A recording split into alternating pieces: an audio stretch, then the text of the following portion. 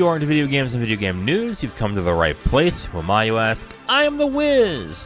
New week means new game releases and a few news stories, but why don't we get started with what I've been playing? And that is Cassette Beasts. It's the Steam Summer Sale going on right now.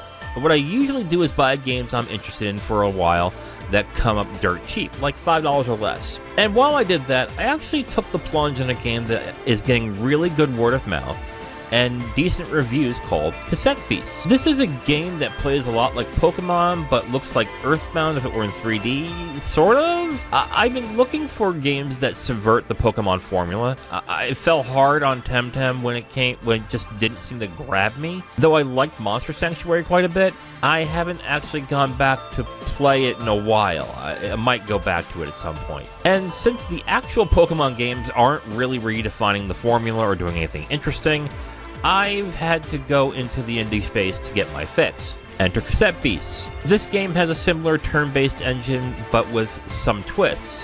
Instead of releasing your monsters, you become them and are able to switch.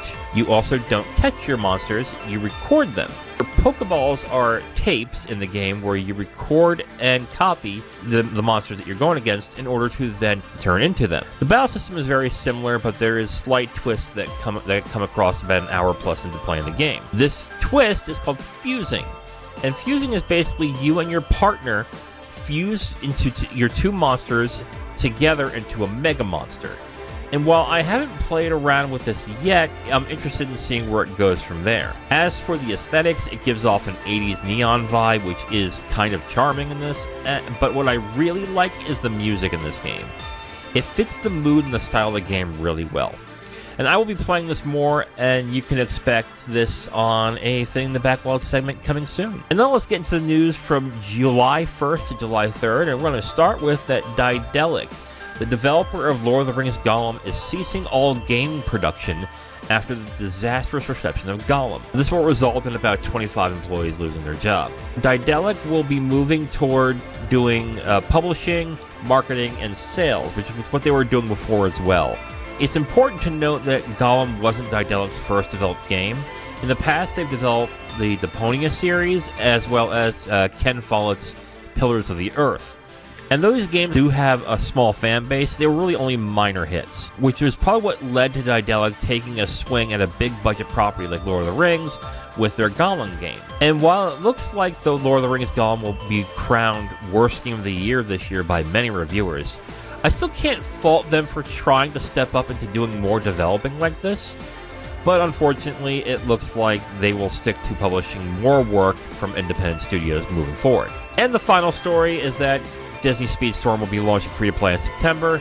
Speedstorm is currently available early access via purchase, where you can get specific unlocks and goodies at different prices. But it's kind of surprising it's coming so soon, especially since some have complained about balance issues with the game itself. Speedstorm seems to be successful in its early access phase thus far, which will likely carry over into its release phase in September, where it will be interesting to see exactly what the pricing will be when it comes out. And now we're going to the new releases. We have two games that are coming out. One's a port and one's a new release. And let's get to the port right away.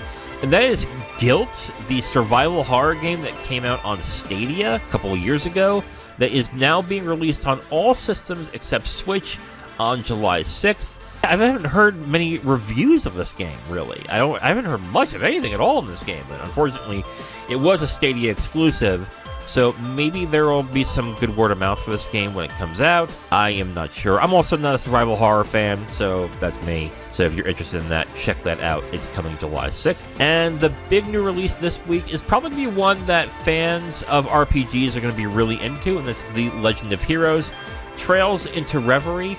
PS5, PS4, Switch, PC, coming July 7th. This is the last game of the Crossbell saga, and as such is the last game in the Trails of the Sky series and the Trails into... I forgot what the name of that... But it's considered the Crossbell saga for those games. I think it was Trails into... Oh, God.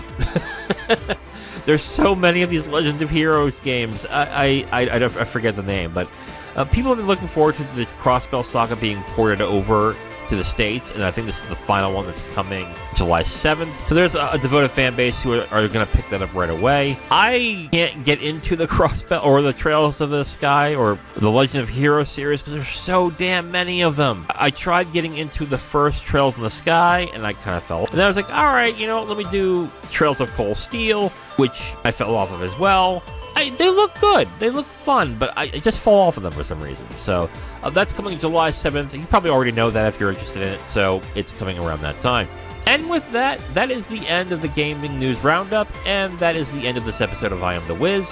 On July 4th, Zero and I will be reviewing Glory, starring Matthew Broderick, Carrie Elways, and Denzel Washington, and Wednesday, another Gaming News Roundup. And until then, I am The WIz, and I will talk to you next time. Bye.